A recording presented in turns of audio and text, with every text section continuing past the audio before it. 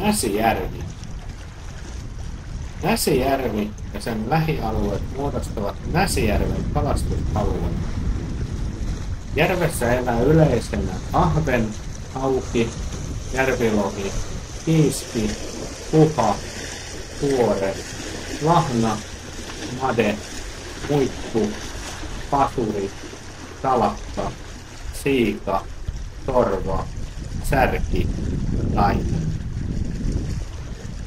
Näiden lisäksi harvinaisempana tavataan ankeriasta, harjusta, kirjolohta, kivisimppua, kymmenpiikkiä, pikkunahkiaista, puronieriä, ruutanaa, leiknieriä, suutaria ja säyniä. Satunnaisesti tavattavia lajeja ovat härkäsimppu, sulkava,